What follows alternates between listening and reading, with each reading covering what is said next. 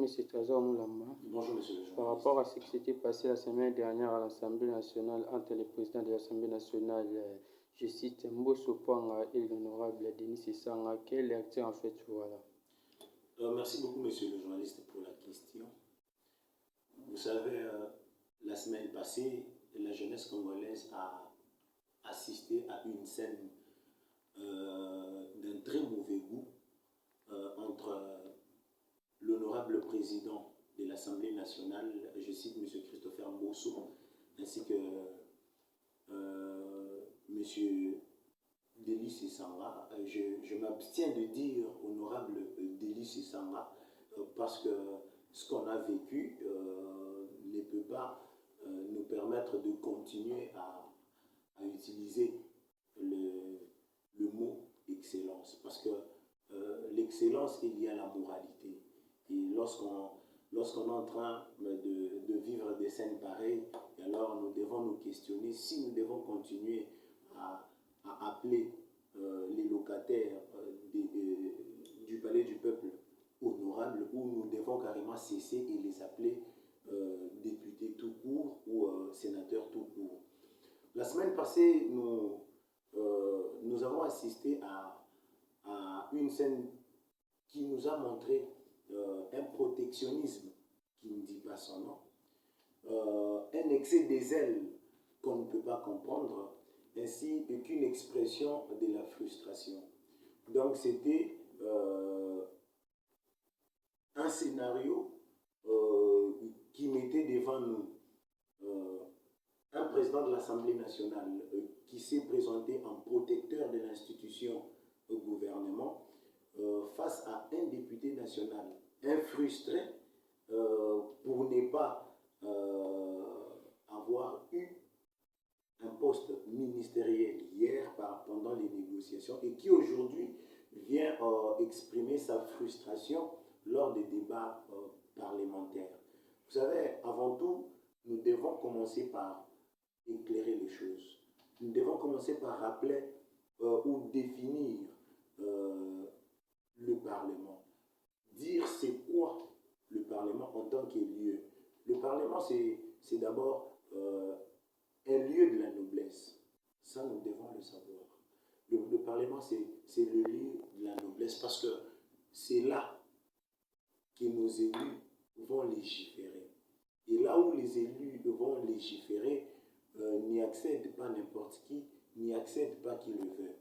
Donc, c'est un endroit où nous devons trouver des têtes, dont la noblesse doit résider là-bas. Et ce que nous sommes en train de vivre, nous ne savons pas comprendre. Aujourd'hui, nous sommes en train de voir que nous avons une Assemblée nationale constituée de fils à papa, des gens qui normalement ne devaient pas se retrouver là-bas. Et de l'autre côté, nous avons une Assemblée nationale de moboutistes qui n'ont pas encore dit au revoir à leur méthode du Zaïre. Et alors, c'est ce mélange-là qui n'est pas en train de tenir. Et dans ce mélange-là, nous ne mettons pas tout le monde dans un même sac. Mais parce que nous devons parler, nous devons dire les choses telles qu'elles se présentent. Le mélange des fils gâtés, les fils à papa, les gens qui sont là parce qu'il a été suppléant de son père, les gens qui sont élus parce qu'il a hérité de l'électorat de son père. Et à leur côté, nous mettons des moboutistes qui ont encore cette nostalgie-là mobouticienne dans leur tête, et nous sommes en train de voir que ça ne tient pas. Voilà pourquoi chaque jour nous sommes en train de plaider pour le renouvellement de la classe politique. Nous devons nous décider, nous jeunes, d'obtenir plutôt ce renouvellement-là de la classe politique pour faire désormais la politique autrement. C'est tout ce que nous voulons.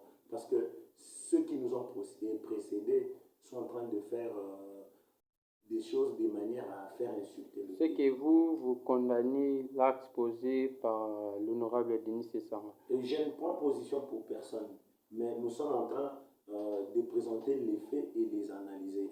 Monsieur le journaliste, nous avons dans ce pays un document qu'on appelle le code de conduite de l'agent public de l'État.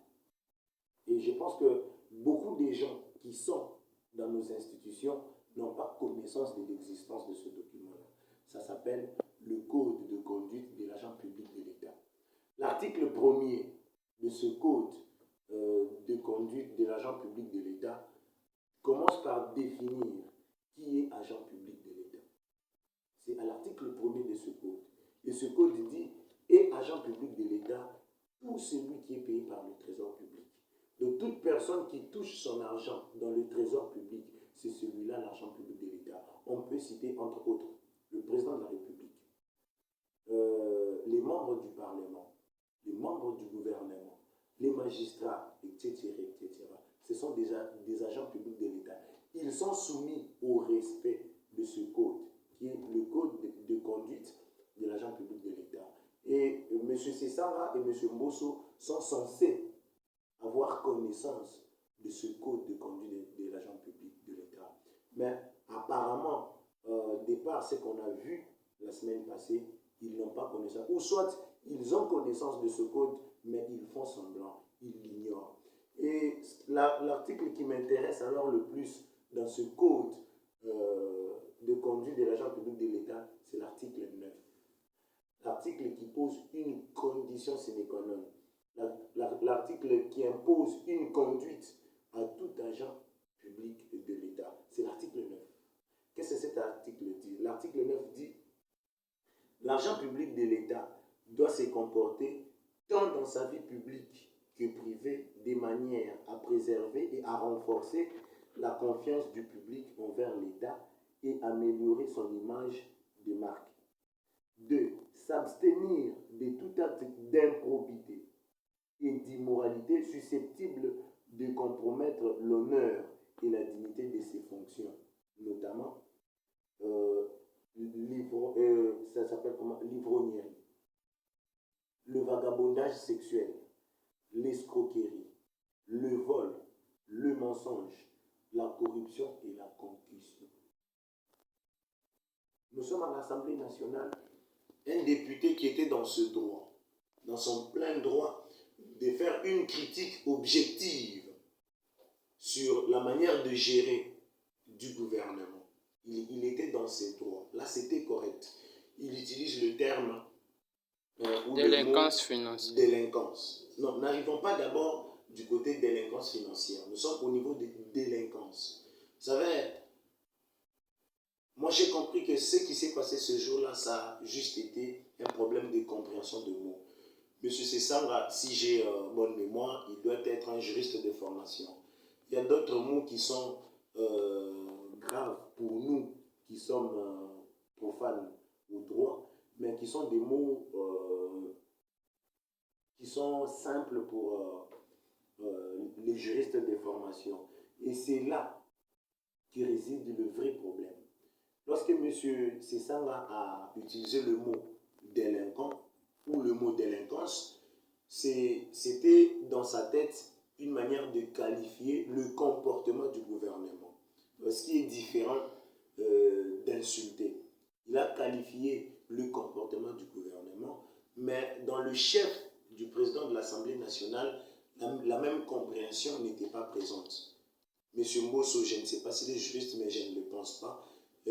Dans sa compréhension de mots, le mot ne l'a pas mis à l'aise, vu qu'il était dans la posture de protéger le gouvernement, d'où j'ai parlé du protectionnisme qui ne dit pas son nom, lui a demandé, juste par élégance ou par courtoisie, de retirer le mot délinquant ou délinquance, ce qui n'est pas été bien reçu par l'honorable Sessanga, qui a persisté pour dire il maintient le mot parce que selon lui c'était le mot qui convenait.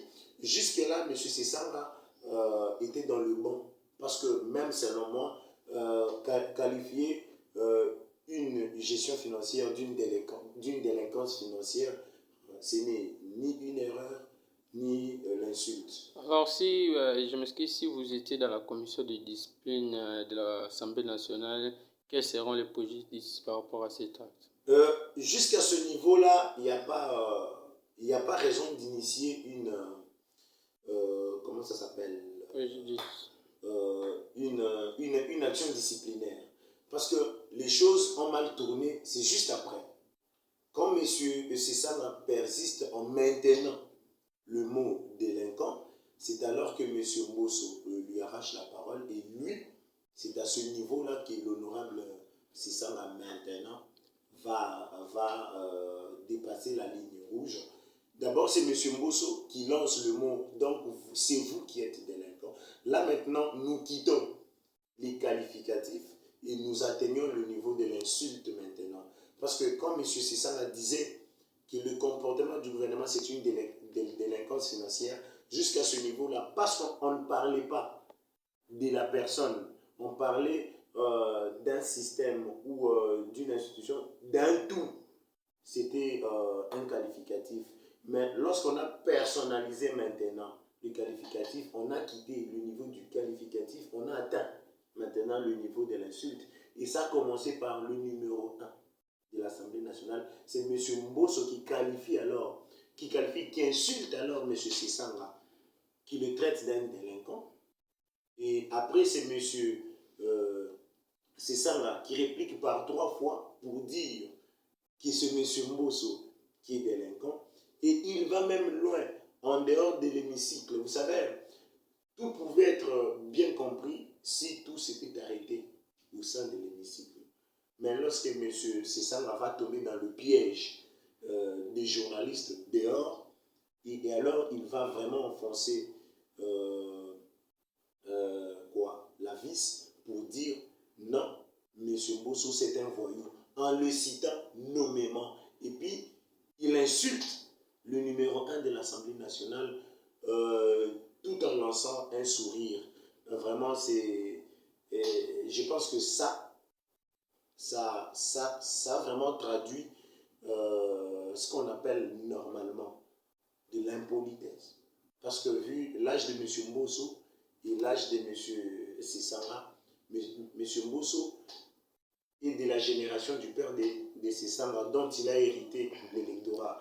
M. Sessanga, l'électorat qu'il a aujourd'hui, ce n'est pas son électorat, c'est l'électorat de son père à lui. Le père de M. Sessanga, ce n'est pas n'importe qui de ce côté-là. C'est le nom de son père qui a fait de lui ce qu'il est. Et M. Mbosso, c'est la génération de son père. Nous ne pouvons pas comprendre qu'avec toute légèreté, avec la légèreté la plus possible, M. Sessanga se permette devant les caméras pour dire que M. Mbosso c'est un voyou. Pas dans l'hémicycle, mais en dehors de l'hémicycle. C'est ça qu'on ne peut pas tolérer. C'est à ce niveau-là qu'il est tombé dans les pièges de la presse. Et comme il est en train de traduire sa frustration, tout le monde le sait. Depuis que M. Sessanga ne s'est pas retrouvé dans le gouvernement après les négociations, il n'a pas bon œil sur ce gouvernement-là. Ça, ce n'est pas à cacher. M. Sessanga fait partie des frustrés. Après les discussions, il n'a pas été nommé ministre, il n'a pas été nommé vice-ministre, pas vice-premier ministre. Et depuis lors, M. Sessanga n'a pas un bon œil sur le gouvernement. M. Sessanga n'a pas un bon œil sur l'Union sacrée. M. Sessanga n'a pas un bon œil sur les présidents de la République. M. Sessanga n'a pas un bon œil sur les institutions de la République. Ça, c'est connu de tous et on ne peut pas se le cacher. Donc c'est à ce niveau-là que la faute de M. Sessanga réside. M. Mbosso a commis sa faute lorsqu'il a traité M. Sessanga de délinquant dans l'hémicycle. M. Sessanga a répliqué et il a enfoncé encore en dehors de l'hémicycle. Et c'est ça qu'on ne peut pas tolérer. Et alors, comment, en tant que personnalité publique, mais aussi acteur politique, je suis Tazor Moulamba, comment éviter tous ces actes de vagabondage, tous ces actes d'indignation au sein de l'Assemblée nationale? Comment éviter de telles situations? Pour éviter de telles situations, c'est d'abord nous la base d'abord, nous la jeunesse d'abord. Nous devons désormais nous refuser d'envoyer n'importe qui à l'Assemblée nationale. Et c'est là où j'ai rejoint un peu l'honorable Ntingi Pouloulou lorsqu'il nous annonçait les innovations de l'actuelle proposition de la loi électorale, lorsqu'il parlait des conditions pour être désormais député, les conditions pour être président de la République, pour être candidat député, les conditions pour être candidat gouverneur, les conditions pour être candidat président de la République. lorsqu'il a parlé de diplôme, lorsqu'il a parlé de cela, on doit aussi ajouter la notion de la probité morale. On doit aussi voir sur ton parcours, on doit aussi tenir compte de la bonne éducation. Parce que ce que nous venons de vivre, ça a été une expression d'une mauvaise éducation, une expression d'une impolitesse qu'on ne peut pas expliquer lorsqu'on se permet d'insulter un vieux papa comme ça, en dehors de l'hémicycle, devant les caméras, devant les micros. Je ne pense pas que c'est à conseiller. Et dans la réponse d'abord de M. Mbosso, lorsqu'il a argumenté pour convaincre M. Sisanga de retirer, il lui a dit clair, ici nous tous là nous sommes des éducateurs. Et ça c'est ce qui m'a vraiment plu, c'est ce qui a attiré mon attention. Lorsqu'il lui dit, ici nous sommes d'abord éducateurs. Et ça M. Sisanga doit le retenir. Nous là-bas nous devons désormais tenir compte même de la probité morale. On voyait quelqu'un à l'hémicycle. Et on doit aussi vulgariser ce code de conduite de l'agent public de l'État. Les gens doivent savoir que dans ces pays, il existe un code de conduite de l'agent public de l'État que tout agent public de l'État est censé respecter, surtout en son article 9. Les conditions de l'article 9 de ce code doivent être strictement respectées pour que de pareilles choses ne se répètent plus. Les gens diront que non, voilà, dans la pratique parlementaire, les accrochages existent toujours. Les accrochages, oui, mais ça doit être des accrochages en termes d'une guerre des idées. Mais ce n'est pas des accrochages en termes des insultes. Ça, c'est ce que nous devons éviter. Alors, quel est le conseil donnerez-vous à ces deux élus nationaux? D'abord, à l'honorable président, M. Christopher Mbosso, je lui dirais que le Parlement n'est pas là pour protéger le gouvernement. Le Parlement, c'est le chef du gouvernement. Le Parlement est là pour contrôler le gouvernement et non pour protéger le gouvernement. Parce que si ça continue comme ça, comment nous allons alors donner de crédibilité à ce Parlement? Parce que déjà, moi-même, j'ai beaucoup de choses à reprocher à ce Parlement en termes de contrôle parlementaire. Nous avons un ministre ici, le ministre aussi, je me rappelle bien de la formation professionnelle, l'affaire 1 million de dollars, qui a quitté le bureau jusqu'à la maison, jusqu'aujourd'hui.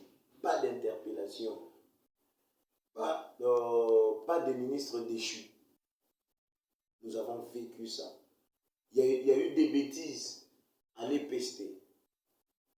Pas d'interpellation, pas de ministre déchu. Le Parlement se présente aussi. Oui, Pétentique aussi, la même chose.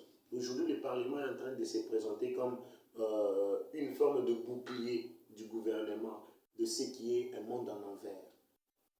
Et c'est ça qu'il doit éviter. À l'honorable Sisanga, je lui dirais que l'Assemblée nationale, le micro de l'Assemblée nationale, ce n'est pas un endroit où on vient exprimer sa frustration. Ce n'est pas un endroit où on vient étaler son excès de zèle. Non. Là, c'est le temple de la noblesse. Là, c'est le temple du raisonnement. C'est le temple du sérieux. C'est la maison des hommes sérieux. C'est la maison des intellos.